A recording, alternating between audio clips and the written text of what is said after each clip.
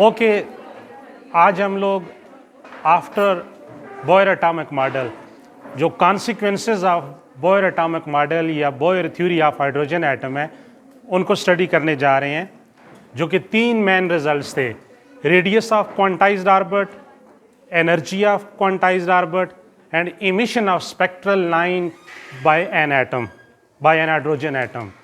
What will be the radius and total energy of quantized orbit? ये आज की discussion है. तो इसमें लफ्ज़ यूज़ हुआ है क्वांटाइजेशन, क्वांटाइज्ड.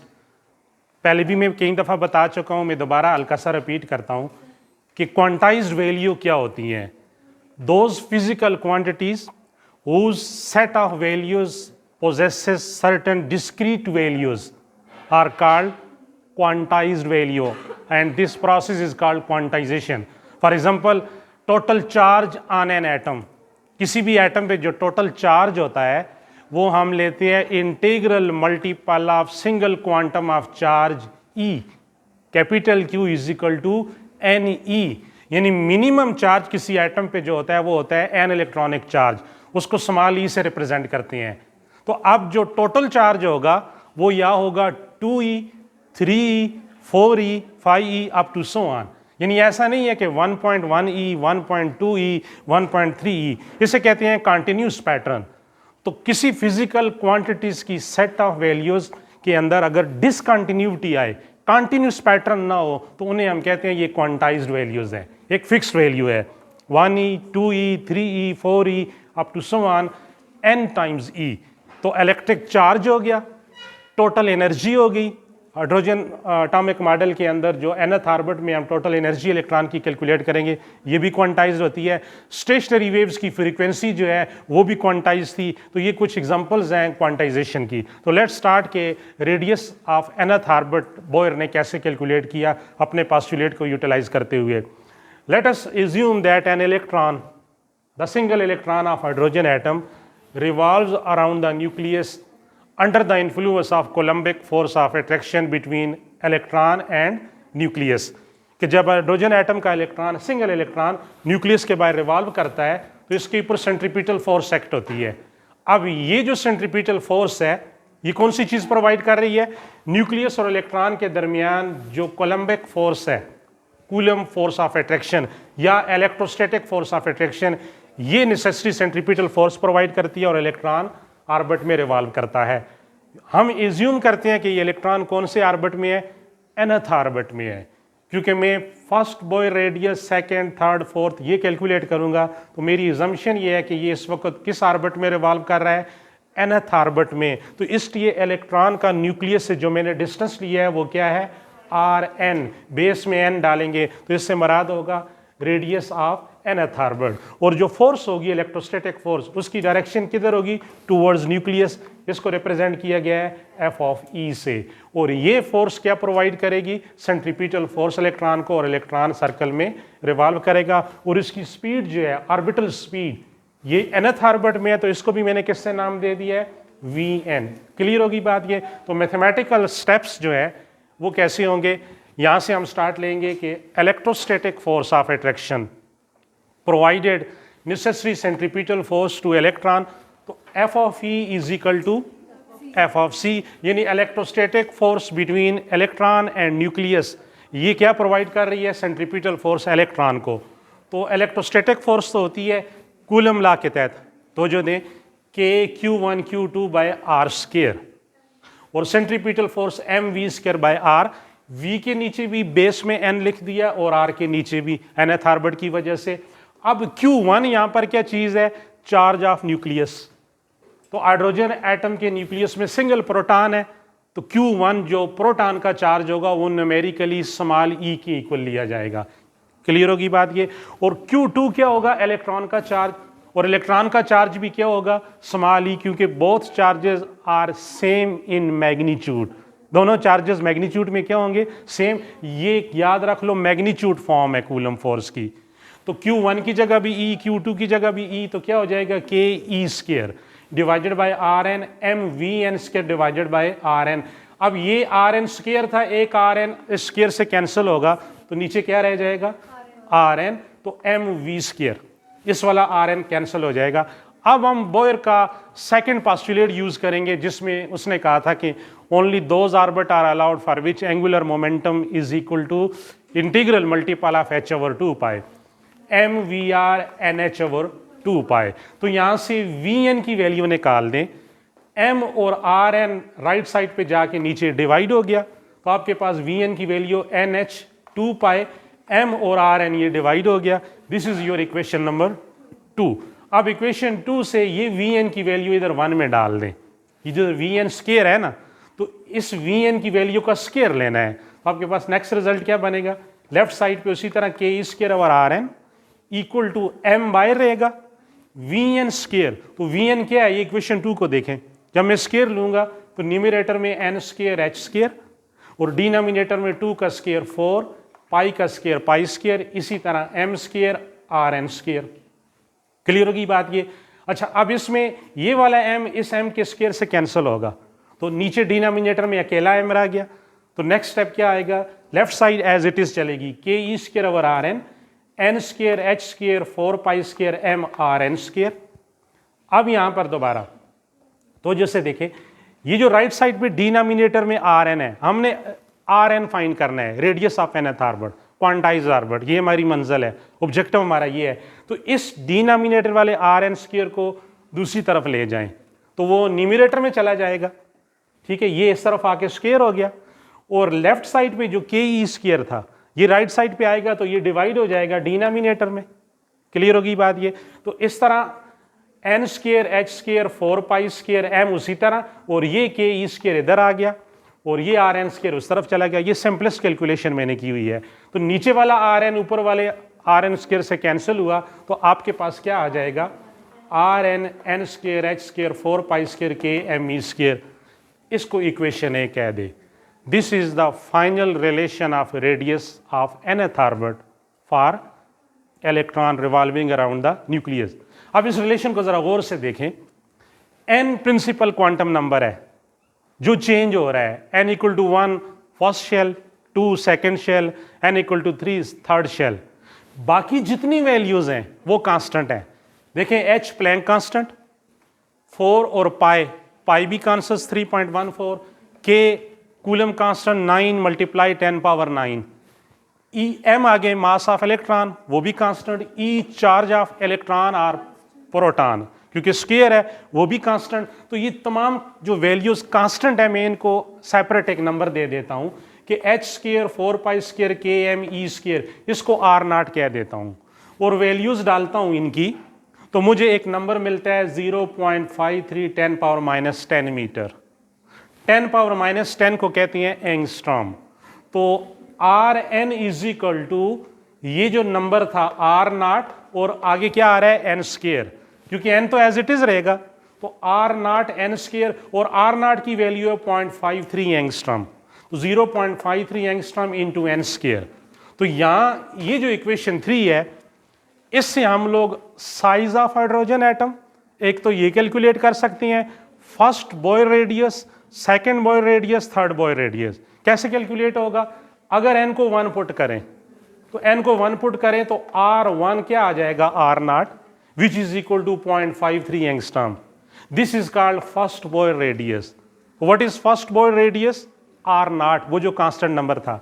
अगर एन की वैल्यू 2 डालें तो देखें 2 का स्क्वायर क्या हो जाएगा 4, तो R2 4 R not, R not की वैल्यू 0.53 तो 4 से मल्टीप्लाई करें तो 2.12 एंगस्ट्रॉम। यानी second Bohr radius first Bohr radius से साइज में कितना बड़ा है 4 टाइम बड़ा है ना। इसी तरह n की वैल्यू 3 डालें तो 3 का स्क्वायर क्या हो जाएगा 9, तो R3 9 आर नॉट। यानी थर्ड बॉयर रेडियस जो है वो फर्स्ट बॉयर रेडियस से 9 टाइम्स ग्रेटर है, 9 टाइम ग्रेटर है। ये क्लियर नजर आ रहा है। इसी तरह R4 16 आर नॉट। तो मैंने कहा था साइज, हाइड्रोजन एटम का साइज रेडियस का जो डबल होता है 2 टाइम, वो क्या होता है डायमीटर। अगर आपके पास एक सर्कल है, सर्कल का रेडियस है आपके पास 1 मीटर, तो उसका डायमीटर क्या हो जाएगा 2 मीटर। तो इस तरह जो फर्स्ट बॉयर रेडियस है R1, अगर इसको मैं 2 से मल्टीप्लाई कर दूं तो we will get size of hydrogen atom capital D।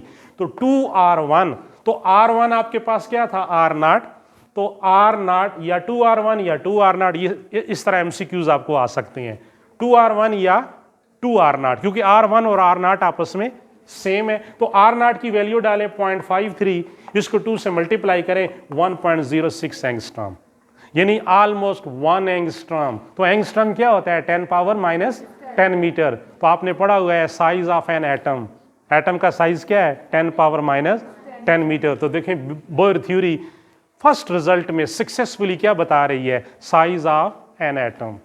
और सबसे lightest atom, simplest atom, hydrogen atom का साइज 100% ठीक कैलकुलेट किया जा रहा है 1.06 एंगस्ट्रॉम, यानी 1 × 10⁻10 मीटर।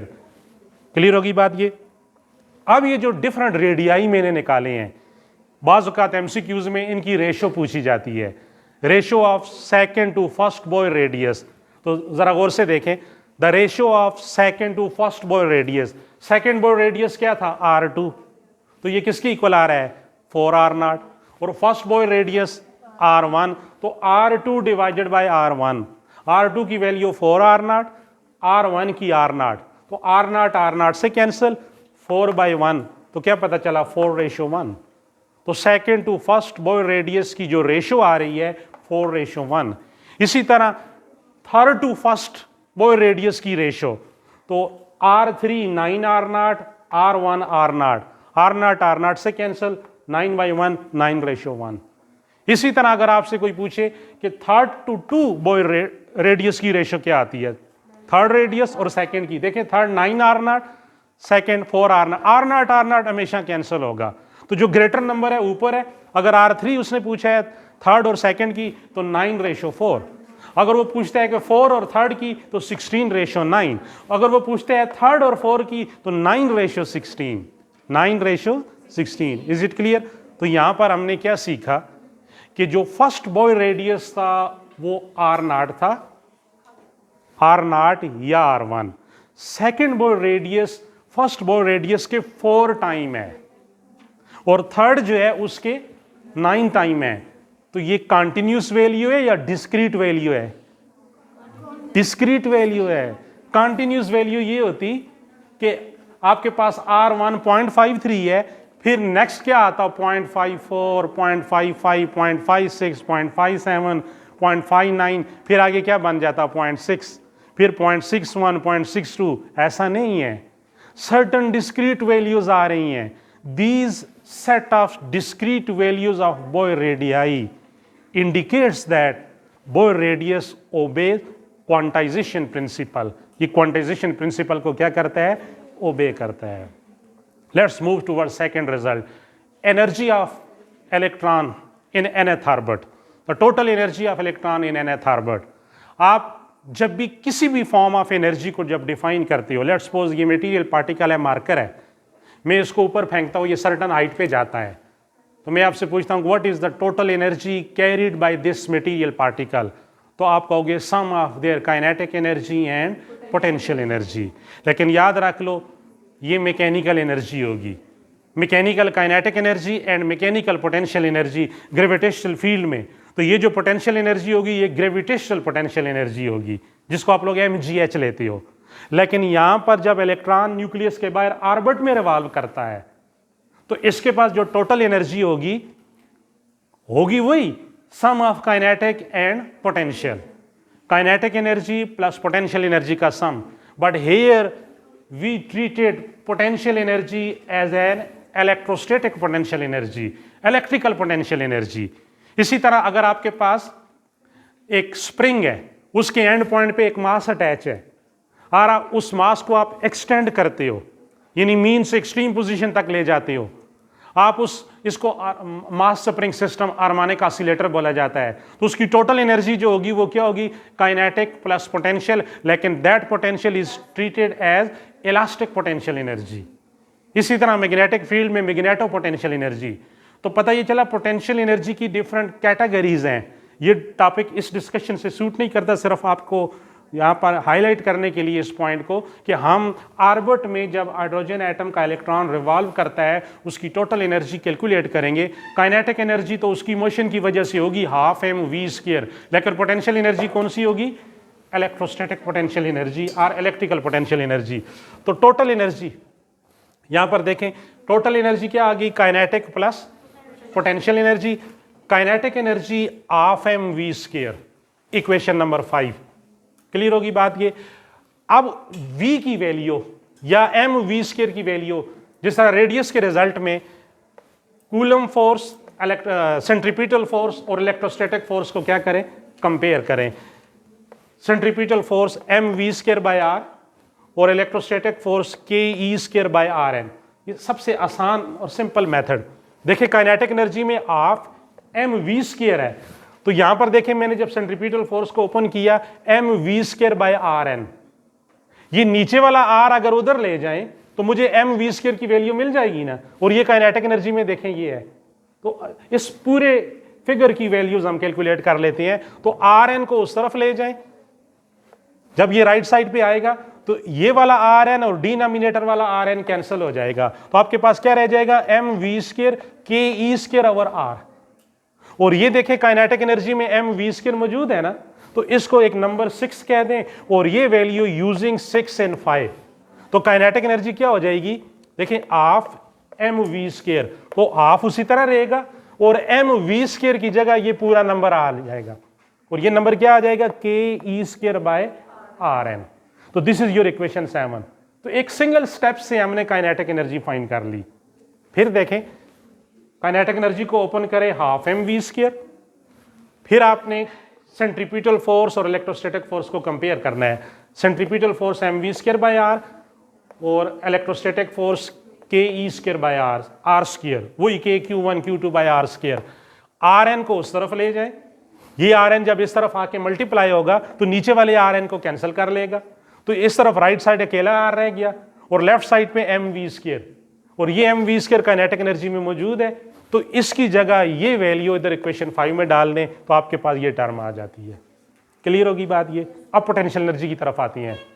फिर देखें मेरे पास ये मटेरियल पार्टिकल है, मार्कर है, मेरे हाथ पे है। With respect to ground let's suppose इसकी पोटेंशियल एनर्जी है 10 जूल। मैं इसको यहां से इस पे फोर्स अप्लाई करता हूं और ये अगेंस्ट द ग्रेविटी अपवर्ड जाता है, तो मैंने कुछ वर्क दिया ना, this work is stored in the form of potential energy. तो जब ये हाईएस्ट पॉइंट पे जाता है तो उसकी पोटेंशियल एनर्जी 30 जूल हो जाती है। तो मैंने कितना वर्क किया इस पे कितना वर्क किया? Difference of 2 point, potential energy का 2 पॉइंट्स का डिफरेंस ले ले, 30 - 10 20 जूल। तो बेसिकली पोटेंशियल एनर्जी क्या होती है? Work done. Elastic restoring field में जब स्प्रिंग के एंड के साथ मास अटैच होता है, आप उसको पुल करते हैं टुवर्ड राइट मीन से एक्सट्रीम तक, आप कहते हैं some work will be done which is stored in the form of elastic potential energy. तो यहां पर इलेक्ट्रॉन ऑर्बिट में रिवॉल्व करता है, इलेक्ट्रॉन नेगेटिव चार्ज पार्टिकल है और न्यूक्लियस की कोलम्बिक फोर्स उसको सेंट्रीपिटल फोर्स दे रही है। तो हमने ये देखना है कि किसी पर्टिकुलर ऑर्बिट में इलेक्ट्रॉन के ऊपर विद रिस्पेक्ट टू न्यूक्लियस जो अमाउंट ऑफ वर्क डन है वो कितना है। वो जो अमाउंट ऑफ वर्क डन होगा वो उसकी इलेक्ट्रोस्टैटिक पोटेंशियल एनर्जी होगी। तो पोटेंशियल एनर्जी वर्क डन और वर्क किसके इक्वल है? तो जो मेरी तरफ F.D, यहां पर F के नीचे क्या लिखोगे? E, इलेक्ट्रोस्टैटिक फोर्स है। डॉट प्रोडक्ट ओपन करो फोर्स और डिस्प्लेसमेंट का, F.D cos थीटा, तो थीटा होगा 180। अब 180 कैसे आएगा? तो जो देखें, जो कोलम्बिक फोर्स होगी उसकी डायरेक्शन किधर होगी? टूवर्ड्स न्यूक्लियस, और रेडियस जो डिस्टेंस होता है ये हमेशा न्यूक्लियस से बाहर की तरफ है, सेंटर से अवे जाता है, तो ये बाहर की तरफ हो गया। और कूलम फोर्स टूवर्ड्स सेंटर, तो एंगल क्या बनता है? 180 डिग्री। इसलिए काज थीटे की जगह क्या ले लिया मैंने? डायरेक्ट 180। अब यहां पर गौर से देखें, F क्यों मैंने कहा है ना, ये कौन सी फोर्स है? Electrostatic force. डी डिस्टेंस, ये मैं क्या लूंगा? न्यूक्लियस से लेके इलेक्ट्रॉन तक जिस ऑर्बिट में इलेक्ट्रॉन रिवॉल्व करता है, और वो Rn होगा। nth ऑर्बिट में रिवॉल्व कर रहा है तो डिस्टेंस क्या लिया जा रहा है? Rn। तो D की जगह Rn और इलेक्ट्रोस्टैटिक फोर्स बार बार वही कूलम लॉ के तहत नेगेटिव साइन cos 180 -1 होगा, ये बाहर माइनस आ गया, तो ये इलेक्ट्रोस्टैटिक फोर्स क्या आ जाएगी, k E square over are n square. ये वही कूलम फोर्स है जो 2 दफा ऑलरेडी मैं बता चुका हूं। तो अब ये आर एन स्क्वायर और आर एन क्या हो जाएगा, कैंसिल। तो आपके पास पोटेंशियल एनर्जी जो कि वर्क डन था क्या आ गया, माइनस के ई square over are n. This is your equation 8। अब इक्वेशन 8 से पोटेंशियल एनर्जी की वैल्यू और इक्वेशन 7 से काइनेटिक एनर्जी की वैल्यू, ये दोनों इक्वेशन 4 में डाल दें जो कि टोटल एनर्जी थी। तो total energy using 7 and 8 in 4, तो काइनेटिक एनर्जी क्या आ गई, इधर गौर से, के ई स्क्वायर 2rn, ये पोटेंशियल एनर्जी माइनस के ई स्क्वायर ओवर आर एन, ये चीज आ गई। अब इसमें k E square over are n common है ना, ये कॉमन ले लें तो यहां फर्स्ट टर्म में क्या बचेगा, 1/2 माइनस ये पूरी टर्म बाहर कॉमन हो गई, तो इनसाइड क्या आ गया 1। फर्स्ट ब्रैकेट टर्म हाफ है और आगे 1 है, तो हाफ में से 1 माइनस करना है, बड़ा नंबर याद रख लो 1 है, तो क्या आएगा -1/2। -1/2, नेगेटिव साइन बाहर आ गया, 2 ये आ गया और ये वाली टर्म एज इट रहेगी। इसको इक्वेशन बी कह दें। अब इसमें ये जो आर एन हमने कैलकुलेट किया हुआ है nth ऑर्बिट का रेडियस, इक्वेशन ए, ये उठा के इधर डाल दें, तो आर एन की value using A in B, तो माइनस के ई स्क्वायर 2 उसी तरह, और आर एन की जगह क्या आएगा, n square h square 4 pi square k m e square, ये वैल्यू आ गई। अब ये डबल डिवीजन है, डबल डिवीजन में ये वाला फैक्टर ऊपर चला जाएगा, तो टोटल एनर्जी माइनस उसी तरह के ई स्क्वायर, ये इसी तरह गौर करें, ये नीचे वाला 4 पाई स्क्वायर ऊपर जाएगा 4 पाई स्क्वायर, ये भी के है और ऊपर भी के है, तो क्या हो जाएगा के स्क्वायर, ई स्क्वायर नीचे भी है एक ऊपर भी है, तो ई पावर 4 और m एज इट इज रहेगा, 2 नीचे उसी तरह n स्क्वायर h स्क्वायर। अब 2 और 4 कैंसिल होगा तो क्या रह जाएगा 2, और बाकी चीजें पाई स्क्वायर के square E 4m n square h square. This is your equation 9। अब इसमें स्वाय n के फिर बाकी तमाम वैल्यूज क्या है, कांस्टेंट है ना, एक नंबर है, तो ये जो कांस्टेंट नंबर है तो जो दे इस पे 2 पाई स्क्वायर के square E 4m by h square, इस कांस्टेंट नंबर को ई नॉट मैंने कह दिया है, जिस तरह बॉय रेडियस में r नॉट कहा था, और इनको सॉल्व किया है।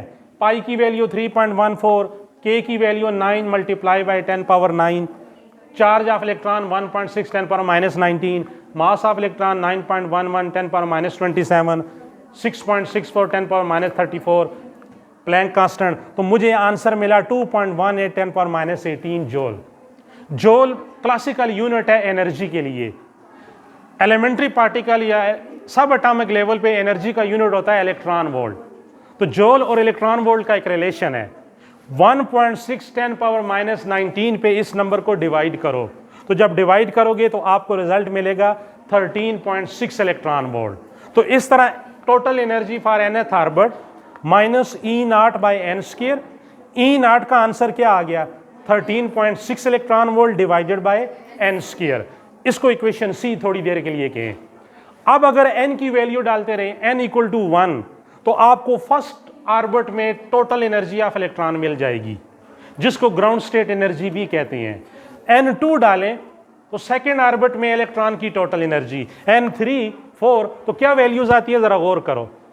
E1 n इक्वल टू 1, तो डिनोमिनेटर में 1 आएगा, तो -13.6 इलेक्ट्रॉन वोल्ट। इक्वेशन 10, जब n इक्वल टू 2 डालेंगे तो E not by 4, E not by 4 आ रहा है ना, तो E नॉट -13.6, तो 13.6 को 4 पे डिवाइड करें -3.4। इसी तरह जब 3 की n की वैल्यू 3 डालेंगे तो 3 का स्क्वायर 9, -13.6 डिवाइडेड बाय 9 -1.5, और E4 -0.85। ऑर्बिट बढ़ता जा रहा है, n1 2 3 4 5, और लास्ट ऑर्बिट क्या होगा इन्फिनिटी ऑर्बिट। इन्फिनिटी ऑर्बिट वो ऑर्बिट होगा अगर उस ऑर्बिट में इलेक्ट्रॉन आ जाए तो उसमें न्यूक्लियस की फोर्स ऑफ अट्रैक्शन क्या हो जाती है, कंप्लीटली डिसअपीयर हो जाती है। तो टोटल एनर्जी का रिजल्ट क्या आएगा, अगर मैं इधर n की जगह इन्फिनिटी डालता हूं, आपको में एनीथिंग डिवाइडेड बाय इन्फिनिटी 0, तो टोटल एनर्जी बिकम 0।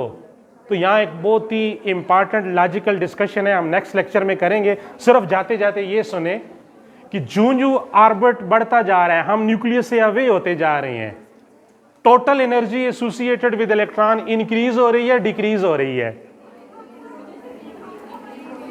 देखें इधर गौर करें, ये जीरो है, जीरो से राइट वर्ड पॉजिटिव वैल्यूज होती हैं और इधर क्या होती हैं, तो n1 में सबसे कम वैल्यूज है ना -13.6, n equal to 2 -3.4, n equal to 3 minus के साथ देखें, मैग्नीट्यूड तो कम हो रहा है लेकिन with negative sign. It would mean that जो हम न्यूक्लियस से अवे जा रहे हैं orbit to orbit, energy increase हो रही है, और इंक्रीज होते होते जब आप इन्फिनिटी स्टेट में चले जाती हो, जहां पर न्यूक्लियस की फोर्स ऑफ अट्रैक्शन इलेक्ट्रॉन पे गायब हो जाती है, तो टोटल एनर्जी बिकम जीरो। तो ये बड़ा समझने वाला नुकता है कि अगर इलेक्ट्रॉन की टोटल एनर्जी किसी पर्टिकुलर ऑर्बिट में जीरो हो जाए, that electron is treated to be free electron, ये फ्री इलेक्ट्रॉन होगा। और जिन ऑर्बिट में टोटल एनर्जी के साथ नेगेटिव साइन है, नेगेटिव साइन इंडिकेट करता है कि इलेक्ट्रॉन बाउंड स्टेट में है। याद रख लो, बाउंड स्टेट की एनर्जी क्या होती है, हमेशा नेगेटिव है। तो ये पोटेंशियल एनर्जी के साथ भी साइन जो नेगेटिव आ रहा था, ये किसको रिप्रेजेंट करता है, बाउंड नेचर को। बाउंडनेस ये है कि न्यूक्लियस ने कंपेल किया हुआ है कि इलेक्ट्रॉन ऑर्बिट में क्या करे, रिवॉल्व करे। इसी तरह तमाम प्लैनेट्स जब सन के गिर्द बाउंड होते हैं तो सन की ग्रेविटेशनल फोर्स उनको सेंट्रीपिटल फोर्स देती है, तो टोटल एनर्जी का रिजल्ट वहां पर भी क्या आएगा, नेगेटिव आएगा। तो ये जितने नेगेटिव साइन आ रहे हैं ये इंडिकेट करते हैं कि न्यूक्लियस कोलम्बिक फोर्स प्रोवाइड कर रहा है और इलेक्ट्रॉन ऑर्बिट में रिवॉल्व करता है। लेकिन जब इन्फिनिटी में गया तो रिजल्ट क्या हो गया, जीरो, और इस इलेक्ट्रॉन को क्या कहेंगे, फ्री इलेक्ट्रॉन। तो इसकी रेशो आप यहां से निकाल लो, second to first orbit total energy की रेशो क्या है। तो यहां पर एक और चीज, लाइक रेडियस आप देखें, एनर्जी की तमाम वैल्यूज कंटिन्यूस आई हैं या डिस्क्रीट आई हैं। देखें, फर्स्ट वैल्यू है E0, सेकेंड वैल्यू है E0/4, थर्ड वैल्यू E0/9। तो यहां पर भी डिस्क्रीट सेट ऑफ वैल्यू आई है ना, तो इट मीन जिस तरह रेडियस क्वांटाइज्ड है, एनर्जी भी क्वांटाइज्ड है। Next, see you again.